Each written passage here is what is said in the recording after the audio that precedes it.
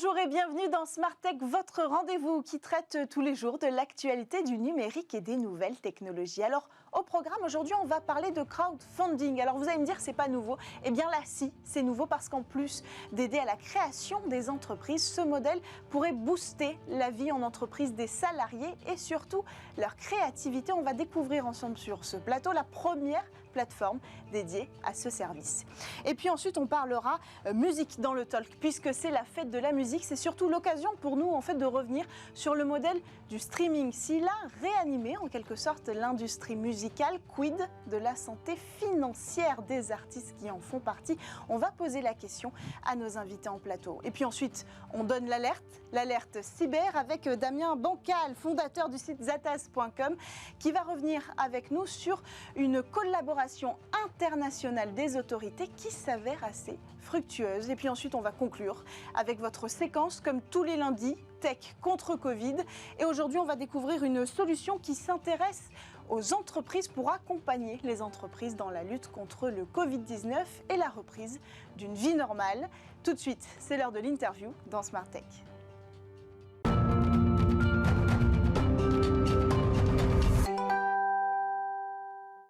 Vous connaissez le crowdfunding, un financement participatif pour accompagner les jeunes pousses à créer des projets innovants et à prendre forme tout simplement. Alors ici, le crowdfunding, ça existe aussi pour les entreprises déjà bien installées. C'est ce qu'on va découvrir ensemble. Pour en parler, Ségolène Mouterde, cofondatrice et CEO de TeamStarter. Bonjour. Bonjour. Bienvenue sur le plateau. Alors TeamStarter, c'est une plateforme qui propose d'adopter le financement participatif au sein même du fonctionnement d'une entreprise qui existe déjà. Tout à fait, tout à fait. En fait, on est parti d'un constat, c'est qu'il y a seulement 2% des idées des collaborateurs en entreprise qui se concrétisent. On a voulu changer la donne, proposer aux collaborateurs de mener à bien des initiatives impactantes, et cela via le concept de crowdfunding. Concrètement, chaque mois, l'entreprise va confier un budget à chacun de ses salariés, 50 € par mois par exemple, et avec ce budget, chaque salarié va pouvoir être force de proposition et venir proposer des initiatives pour son entreprise. Ces projets vont être soumis à une campagne de levée de fonds, comme le crowdfunding. Chaque salarié va pouvoir venir cofinancer les projets, venir collaborer, et ainsi les projets qui auront atteint 100%, les collaborateurs pourront ainsi les réaliser dans leur entreprise. Mais alors pourquoi d'abord les entreprises auraient besoin, qu'est-ce qui va appeler les entreprises à utiliser ce modèle-là ? Alors, c'est vrai qu'avec le contexte actuel, les collaborateurs n'ont jamais été autant en quête de sens, finalement. Ouais. Il y a aussi, avec le télétravail, c'est une période assez anxiogène, il y a vraiment cet enjeu de réembarquer les collaborateurs. Aujourd'hui, les collaborateurs veulent être acteurs, pas spectateurs d'une entreprise. Et nous, on les rend acteurs et ambassadeurs en leur permettant de mener à bien des initiatives qu'ils trouvent impactantes. Tous les jours, dans les entreprises, il y a des bonnes idées qui meurent parce qu'il y a de l'autocensure, parce qu'il n'y a pas forcément de budget, parce que c'est compliqué. Il y a plein de freins à la prise d'initiative, finalement.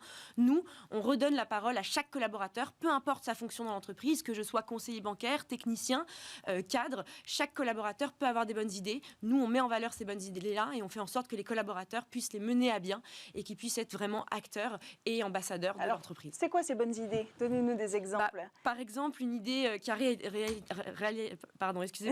rapidement été réalisée récemment, c'est tout simplement des collaborateurs qui se sont rendus compte qu'avec le télétravail, il y avait beaucoup en plus de flex office, d'open space, etc. Sauf que la concentration des collaborateurs est très compliquée. Ils ont décidé de prendre en main ce sujet-là et de créer un projet pour réguler le bruit dans l'open space en mettant en place une LED qui change de couleur et qui émet un son quand il y a trop de bruit. Ça permet de faire une prise de conscience collective et d'améliorer le bruit. Et donc ça, c'est de la technologie. Ils l'ont développé où ? Alors ça, justement, les collaborateurs ne l'ont pas développé eux-mêmes. Ils sont passés par un logiciel qui existe déjà. Donc le budget, c'était 1 600 € exactement, a permis de financer ce logiciel qui s'appelle DeciLED et de le mettre en place dans leur entreprise. C'est 150 collaborateurs qui ont cofinancé ce projet grâce au budget de l'entreprise. Et ensuite, il y a une dizaine de collaborateurs qui l'ont mis en place, ce qui a permis d'améliorer la concentration des collaborateurs dans l'entreprise. Donc en fait, l'entreprise, elle donne à chaque salarié la même somme. Tout à fait. Et le salarié peut décider soit de s'investir lui-même dans le projet en proposant une initiative ou une innovation, ou en mettant en place peut-être, on va voir d'autres projets autour du bien-être au travail. Et d'autres salariés peuvent utiliser cet argent pour investir. C'est ça ? C'est ça l'idée. C'est ça. Prenons un exemple. Par exemple, on travaille avec Arkea ou Cofidis. Chaque mois, l'entreprise confie 20 € par mois, par exemple. Et donc, l'ensemble des collaborateurs vont pouvoir cofinancer les projets qui leur semblent les plus intéressants. L'objectif, c'est de s'assurer qu'il y ait bien un intérêt collectif avant de mettre en place un projet. Et donc, chaque collaborateur qui propose... Donc, il y a une médiation. En fait, il y a un budget à atteindre. moi, par exemple, Ségolène, j'ai besoin de mettre en place un projet autour de la RSE. Pour pouvoir le mener, c'est 1 500 €. Je vais passer en campagne de levée de fonds et donc je vais devoir aller convaincre 150 collègues de venir confier 10 €. Tant que je n'aurai pas atteint ces 1 500 €, je ne pourrai pas réaliser mon projet. Donc c'est vraiment pour mobiliser l'intelligence collective d'une entreprise. Et l'entreprise choisit, en fonction de l'entreprise, on peut avoir un montant différent à allouer aux salariés. Elle est libre. C'est ça, c'est l'entreprise qui décide de confier un budget. Finalement, c'est un budget qui est déjà existant. C'est plutôt du bottom-up au lieu d'avoir plutôt un mécanisme de top-down. Donc nous, c'est plutôt le même budget, mais confié aux collaborateurs, leur permettant de pouvoir mener à bien des initiatives impactantes pour eux comme pour l'entreprise. Mais l'objectif final, parce que vous parlez de ces technologies qui peuvent être intéressantes, mais quand on veut développer des projets innovants, il faut beaucoup plus que 1 500 € par exemple comme budget, si on donne 20 ou 30 € à ses salariés. Donc l'objectif final, c'est pas tant forcément de donner un petit peu de piquant à la R&D, mais d'impliquer les salariés. En fait, nous, on va vraiment travailler sur la frugalité. On n'est pas sur des gros projets d'intrapreneuriat. On va vraiment chercher des projets qui sont à l'échelle du collaborateur, lui permettant à son échelle de pouvoir avoir un impact sur son entreprise et donc lui permettant de se sentir impliqué et d'être impliqué. Donc, on est sur des petits projets, mais on est persuadé que c'est la somme de ces petits projets qui permettent d'accélérer la transformation culturelle des entreprises et on permet aux collaborateurs tout simplement de pouvoir mener à bien ces initiatives grâce à ce budget-là. Et donc, comment ça se passe en fait TeamStarter, c'est une plateforme. Donc, vous mettez à disposition de l'entreprise avec des accès privés. C'est ça. Alors aujourd'hui, on a 80 clients. On a été créé il y a 2 ans. Chaque client, on a 2 piliers chez TeamStarter. Un pilier digital qui est donc la plateforme qui va permettre à chaque collaborateur de créer. On a aussi cette fonctionnalité de collaborer pour casser les silos et permettre à des collaborateurs de différents départements de pouvoir venir ensemble mettre en place un projet qui leur tient à cœur. Donc il y a tout l'outil technologique finalement, mais on a aussi un pilier humain. Finalement, c'est pour accompagner les collaborateurs dans leur idée. Tout le monde n'est pas forcément capable de mener à bien un projet. Bien sûr, il faut leur dire comment faire. Exactement. Et donc, nous, on a des coachs TeamStarter qui vont les accompagner, qui vont leur permettre de s'assurer que le projet aille jusqu'au bout, qu'il soit intéressant pour eux comme pour l'entreprise, les aider à faire simple aussi, les aider à faire frugal, et puis s'assurer que le projet se concrétise. On a aujourd'hui 92% des projets qu'on accompagne qui vont jusqu'au bout. La boîte à idées, c'est 2%. Je pense que c'est aussi notre force, c'est vraiment s'assurer que les idées se concrétisent, parce qu'une idée qui reste au stade de l'idée, ça crée de la frustration et ça vaut pas grand-chose pour l'entreprise. Par contre, une idée qui se concrétise, ça c'est fabuleux parce qu'il y a un vrai sentiment de fierté et d'appartenance lorsque le collaborateur a pu s'investir et être acteur de son entreprise. Et est-ce que ça avait encore du sens, TeamStarter, pendant la crise sanitaire? Vous en parliez tout à l'heure, mais comment vous avez fait pour continuer à les impliquer? Quelles idées sont nées, peut-être? Est-ce qu'il y avait plus d'idées ou moins? Alors nous, ça a été pour le coup, la crise a été plutôt un levier de croissance pour nous. On avait 20 clients il y a à peine un an, on a 80. Parce que finalement, pendant le contexte de télétravail, il y a eu le sentiment d'appartenance qui s'est perdu. On est loin, on ne voit pas nos collègues. Il y a eu beaucoup de projets pour maintenir le lien à distance, pour créer des nouvelles méthodes de collaboration. Là, il y a beaucoup de projets pour le retour en présentiel, comment réenchanter le lieu de travail. Par exemple, parce qu'on se dit que les plateformes de communication, elles existent déjà. Donc, qu'est-ce qui va pouvoir être créé de plus pour maintenir ce lien?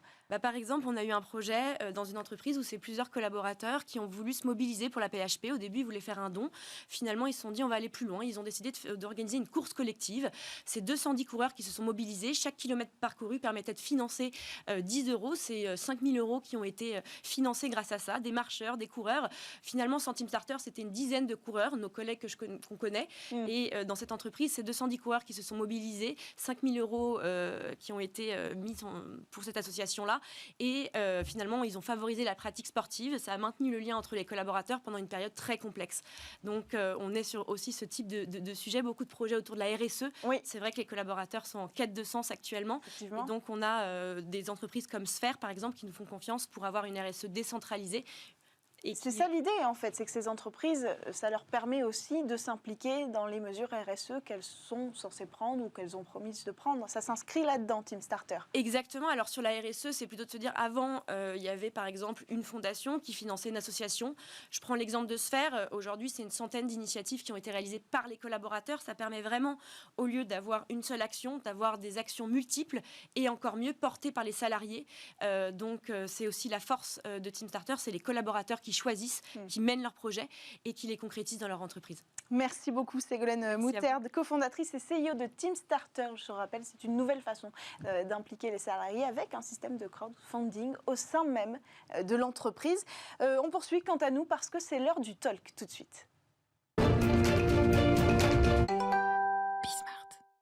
On va parler musique dans le talk, mais surtout streaming. Depuis bientôt 10 ans, les plateformes de streaming se sont faites une place, on peut le dire, dans l'industrie musicale, si bien qu'aujourd'hui les artistes sont dépendants de ces plateformes et de ces nouveaux acteurs, mais ils sont loin d'être indépendants financièrement. Pour en parler avec nous, Alain Charira, chargé de mission à l'ADAMI, une société civile qui gère les intérêts des artistes principaux dans la musique et dans la danse, et pour l'ensemble aussi des comédiens. Bonjour, bienvenue sur le plateau. Bonjour.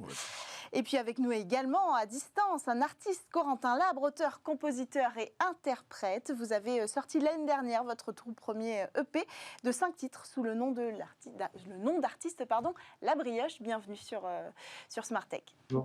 Bonjour, merci de nous recevoir. On va écouter tout de suite un petit extrait, si vous le voulez bien, et voir le clip pour voir ce que vous faites.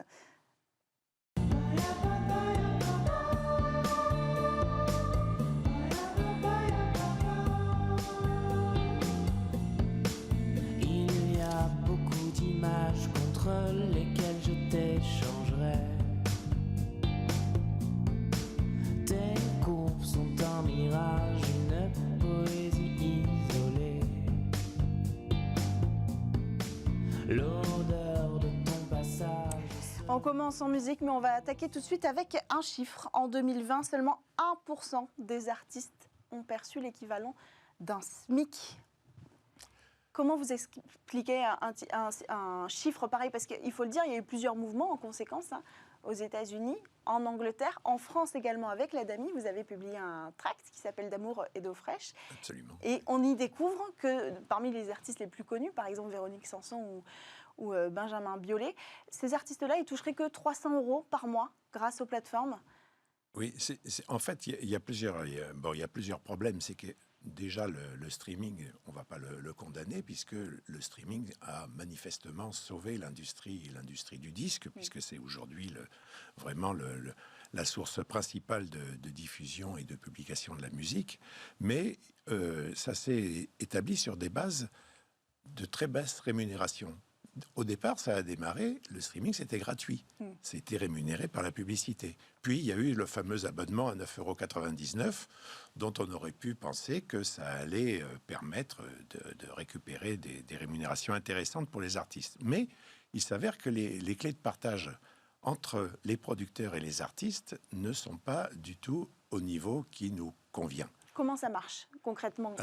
Comment sont distribués les royalties? Alors, aujourd'hui, en fait, les producteurs perçoivent des rémunérations de la part des plateformes, qui sont de l'ordre de 70% à peu près de ces sommes, mais bien souvent, c'est par l'intermédiaire comment ça s'appelle, on appelait ça des agrégateurs avant, qu'on appelle maintenant des distributeurs digitaux, numériques, qui prennent des fois, eux aussi, 30% de la rémunération. Ensuite, le producteur rémunère les artistes principaux, donc ceux que l'ADAMI représente, il les rémunère selon les clés du contrat, qui sont de l'ordre de 8-10% du gros hors taxe. Donc vous voyez, les artistes touchent que 8% sur cela. Les musiciens de studio, eux, ne touchent absolument rien aujourd'hui, parce que eux, ils sont rémunérés selon les termes de la Convention collective de l'édition phonographique, qui elle est de 2008, et qui prévoit que le cachet de base, c'est-à-dire le cachet qu'ils perçoivent lorsqu'ils jouent au studio, englobe la vente physique, la vente numérique et le streaming.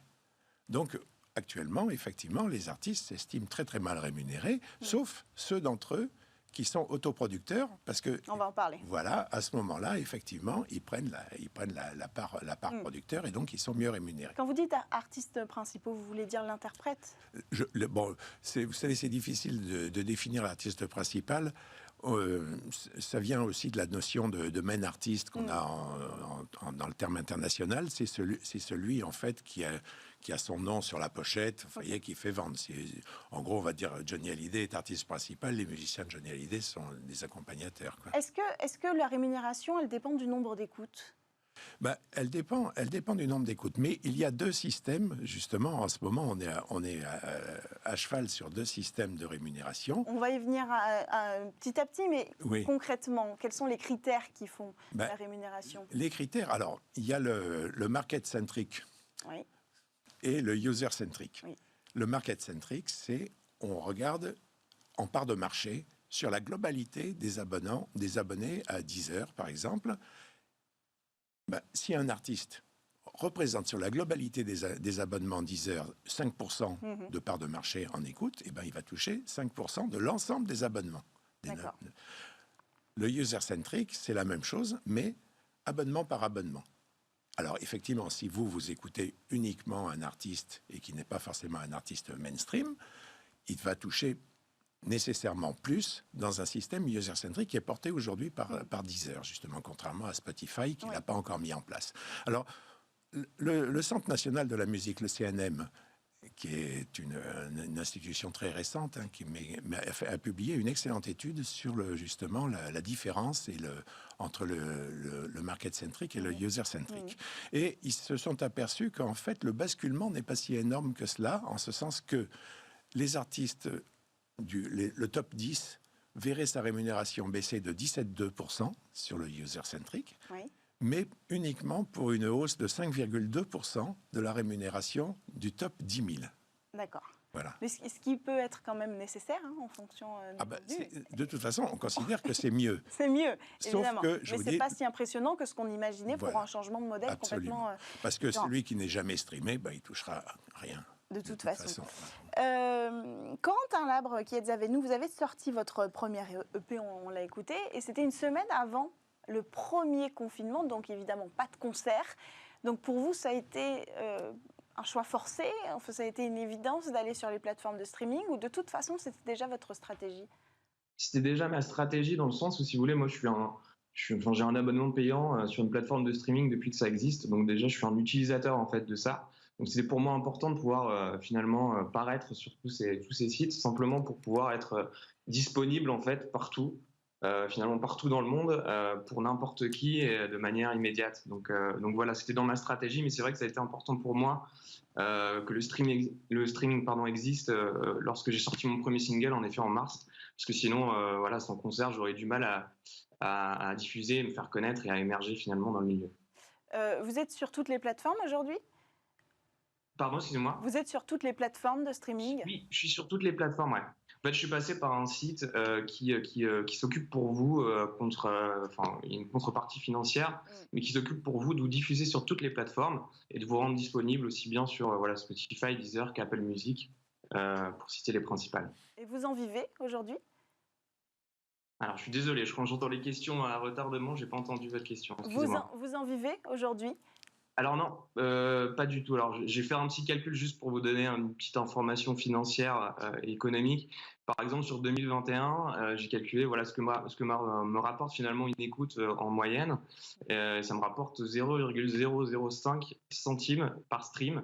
Donc voilà, c'est compliqué si vous voulez d'en vivre, dans le sens où si vous n'avez que quelques milliers d'écoutes, comme c'est le cas pour moi, 1000 écoutes vous apportent 5 €, donc je vous laisse calculer ce que peut rapporter 10 ou 20 000 écoutes, c'est pas énorme. Est-ce qu'on a des recours pour ça, Alain Charira, quand on est artiste et qu'on voudrait réclamer plus, puisqu'il s'agit de nos droits?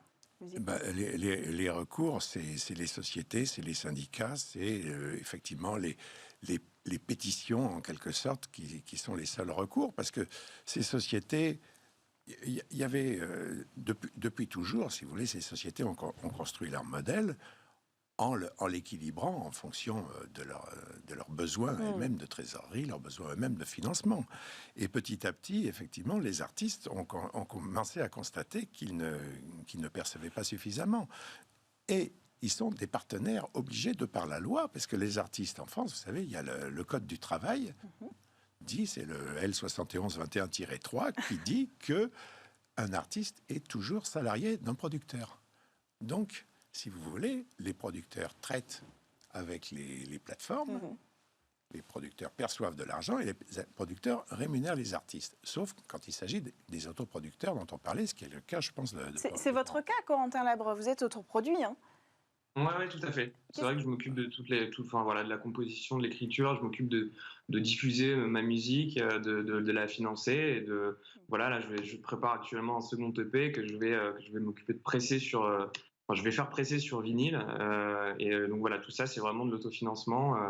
Je m'arrange pour faire. Vous parliez tout à l'heure de campagne de crowdfunding. C'est quelque chose que j'avais fait pour mon premier clip notamment, et les fonds récoltés. en pré-vendant finalement mon premier EP m'a permis de financer derrière mon clip. Et voilà, c'est de cette manière-là que je fonctionne aujourd'hui Alors, ce qui est intéressant, et vous nous raconterez votre histoire parce qu'elle est intéressante aussi sur ce sujet-là, c'est le problème de visibilité. Au-delà du problème de rémunération, il y a un problème de visibilité. Selon une étude, sur 1,6 million d'artistes en écoute sur les plateformes en 2019, 1% a capté 90% des écoutes globales. Alors la faute à qui? Aux algorithmes? Oui, il y a les algorithmes, effectivement. Et il y a aussi la manière d'être. Vous savez, les réseaux sociaux, c'est un ensemble. Hein. Il faut être partout. Il faut être sur TikTok, il faut être sur Facebook, il faut être sur Instagram, il faut être sur Spotify, Deezer et YouTube, bien sûr. Hein. Il ne faut pas oublier YouTube, qui est le numéro 1 du streaming aujourd'hui. Hein. Et donc, effectivement, cette présence, c'est un travail quotidien. C'est un travail quotidien de la part des artistes qui n'étaient pas forcément tous préparés à cela. Oui. Et c'est ça qui crée la visibilité. C'est au point qu'aujourd'hui, quand vous démarrez, avant vous faisiez une maquette, vous ameniez, vous la portiez, vous faisiez écouter, alors ça vous plaît, vous me signez. Aujourd'hui, non. Il faut déjà arriver avec une communauté et dire j'ai 50 000 followers sur les réseaux sociaux. Et à ce moment-là, vous commencez à intéresser l'industrie. Corentin Lam, vous pouvez nous raconter votre histoire sur ce sujet au niveau de la visibilité? Comment vous avez fait, vous? Écoutez, j'ai lancé finalement mon projet avec un premier single, et ce que j'essaye de faire finalement, c'est de faire des posts Instagram régulièrement pour essayer de gagner en visibilité. Mais moi, ce qui m'a permis surtout en fait de gagner un nombre d'écoutes plus important, c'est d'apparaître dans une playlist, une playlist sur Spotify qui s'appelle French Indie et qui est suivie par 33 000 followers. Et un peu répartis partout dans le monde, qui regroupe plusieurs talents pop français bien plus connus que moi, tels que Eddie De Pretto, l'Impératrice, etc. Et finalement, moi, d'apparaître dans cette playlist-là m'a permis d'être écouté par des gens aux États-Unis. Donc mon morceau Bal des crustacés que vous passiez tout à l'heure en introduction est plus écouté aujourd'hui aux États-Unis qu'en France, par exemple, ce qui est assez fou. Mais voilà, en fait, je me rends compte à quel point l'apparition dans une playlist renommée, connue ou qui est suivie par beaucoup de monde va finalement générer beaucoup d'écoutes et va après ramener les auditeurs sur votre profil, qui va aller s'intéresser après à vos autres titres. Donc c'est pour ça qu'aujourd'hui, au-delà d'avoir une stratégie de relations presse, d'apparaître dans des médias presse renommés, ce qui est important aussi, c'est d'apparaître dans des playlists qui sont particulièrement suivies, parce que ça va vous générer un flux d'écoute important. Donc en fait, au-delà des algorithmes qui ont un rôle important, on peut y revenir quand même une minute, il y a évidemment cet aspect influence qu'on retrouve sur Instagram, qu'on retrouve sur les réseaux sociaux. Complètement. C'est un tout à fait nouveau modèle vraiment pour les artistes, pour les producteurs, et même il se crée des community managers maintenant qui dans les maisons de disques, et également chez les majors, il y a des spécialistes maintenant du comment ça s'appelle, du data mining qui regardent. Parce qu'effectivement, l'avantage du streaming, c'est que ça vous permet, à peu de frais, de tester les opérations. Vous pouvez voir, c'est sûr que si à Bordeaux, vous faites un carton en streaming, vous pouvez, quand vous allez jouer à Bordeaux, louer une grande salle. Si vous n'êtes pas du tout... Oui, l'avantage du streaming, c'est les données, en fait. Absolument. C'est ça que vous disiez, et ça permet si vous permettez, j'aimerais bien revenir un petit peu sur la rémunération, parce qu'il y a un gros changement en ce moment en cours, qui est la directive, ce qu'on a appelé la directive droit d'auteur. La directive droit d'auteur, vous savez, c'est une directive, on en a beaucoup parlé à propos de son article 17, qui entendait assujettir en quelque sorte, obliger Google et YouTube donc, à négocier des licences avec les ayants droit antérieurement avant d'autoriser, si vous voulez, la publication et la mise à disposition sur ces réseaux.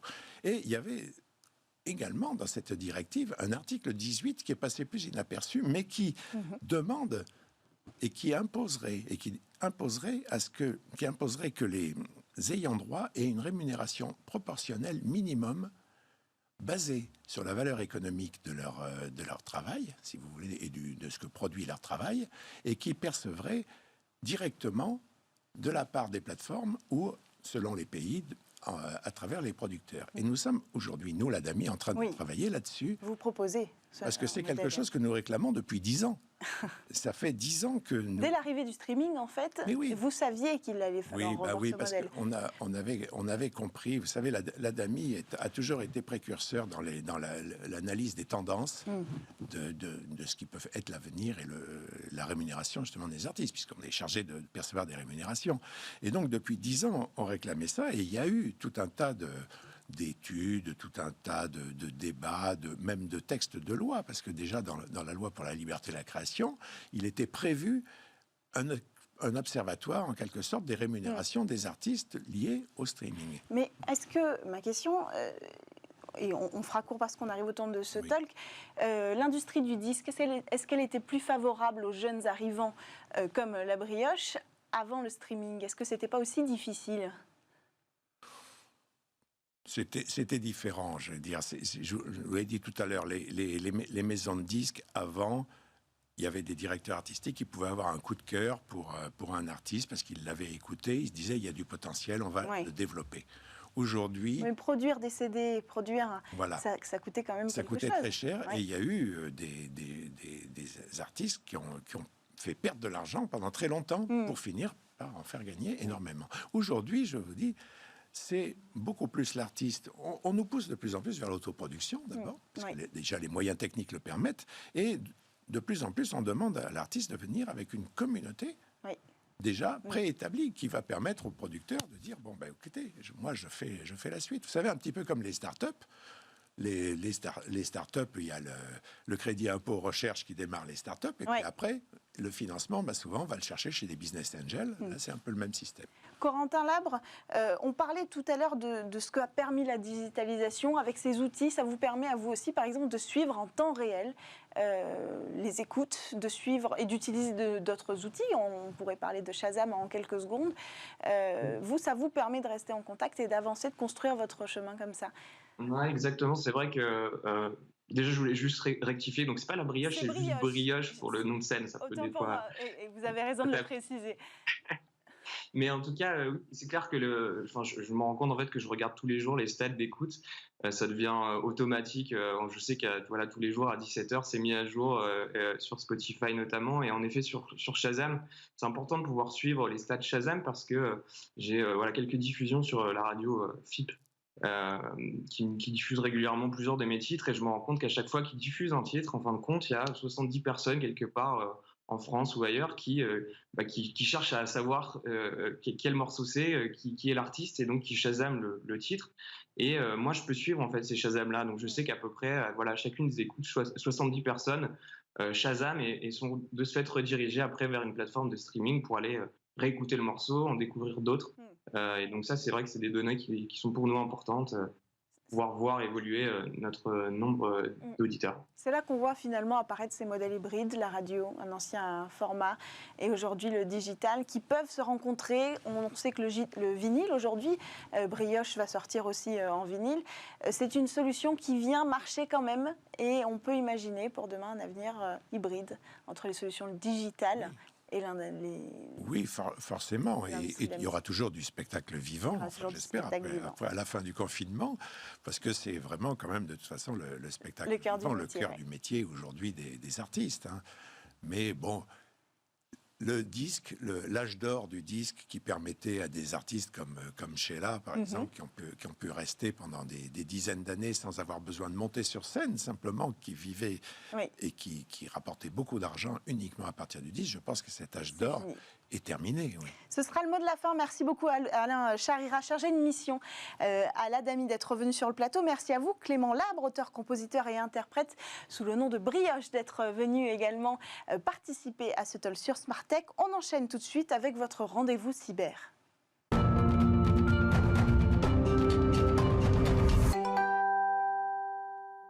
C'est l'heure de se retrouver pour l'alerte cyber avec Damien Bancal qui nous a rejoint, mais à distance, fondateur de Zatas.com. Bonjour Damien, bienvenue. Bonjour.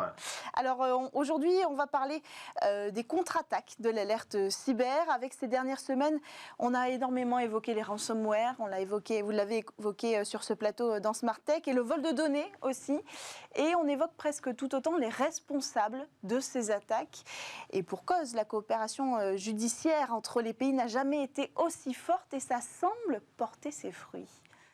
Oui, tout à fait. C'est un peu comme une mauvaise toux, hein. Les autorités essayent de mettre des médicaments, hein, sur le dos de ces pirates informatiques. Et tout a commencé la semaine dernière avec la police ukrainienne qui annonce l'arrestation de 6 pirates informatiques présumés.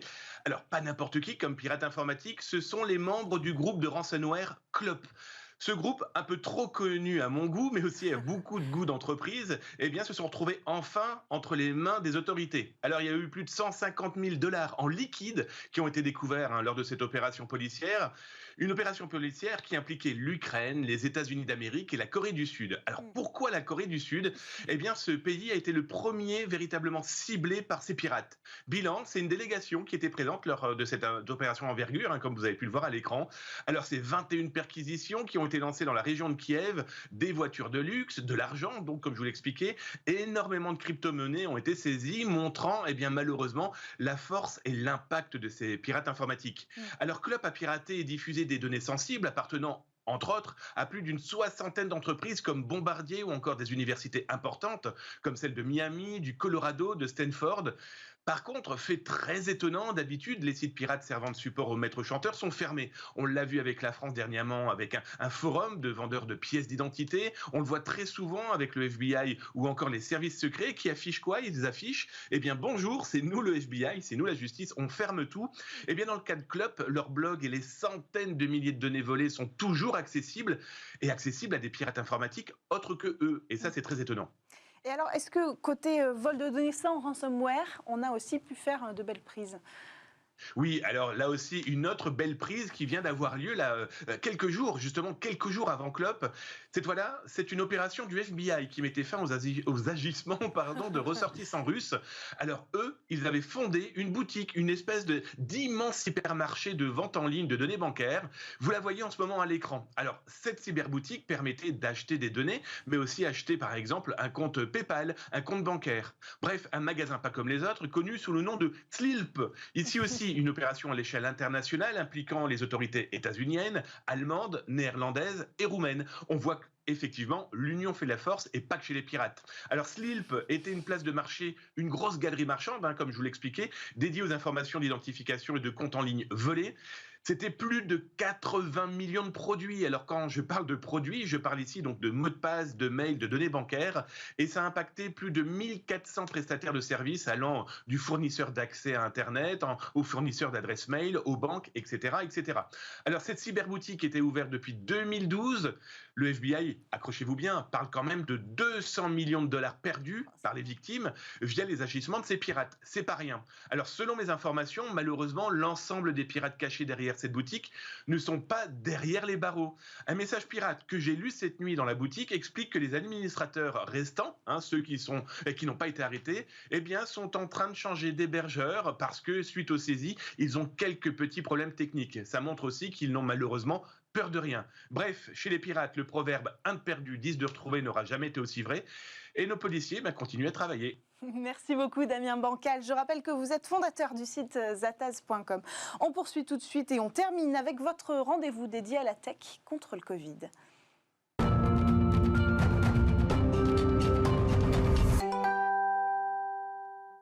Chaque semaine, depuis déjà plusieurs mois, nous vous proposons une séquence inédite contre Covid, pour découvrir ensemble les innovations et les solutions qui accompagnent aujourd'hui la lutte contre le Covid-19 et surtout la reprise d'une vie normale. Alors aujourd'hui, on va s'intéresser à un sujet en particulier, celui du monde du travail. Pour en parler avec nous, Magali Roé, directrice des opérations chez Libero. Bonjour. Bonjour. Bienvenue sur le plateau de Smart Tech. Alors Libero, c'est une entreprise spécialisée dans la e-santé qui réunit en fait plus de 19 000 soignants libéraux. Votre offre, elle est en B2B puisque vous proposez principalement aux entreprises, mais aussi aux organisations sportives, aux événements culturels, d'organiser pour eux une campagne de vaccination ou alors une campagne de soins, tout ce qui va nécessiter finalement d'appeler, d'organiser une assistance avec un personnel soignant. Avec la crise sanitaire, évidemment, vous avez rapidement pris le coche, si j'ose dire, du Covid-19 pour aller proposer quoi aux entreprises finalement? Un service de prévention d'abord, Comment ça s'est passé ? Oui, absolument. Donc, effectivement, chez Libero, notre mission, c'est de faciliter l'accès aux soins et à la santé partout pour tous. Et on le fait, comme vous le soulignez, en mobilisant des professionnels de santé. On s'appuie sur ça, effectivement, sur une communauté de plus de 19 000 professionnels de santé, notamment infirmiers libéraux.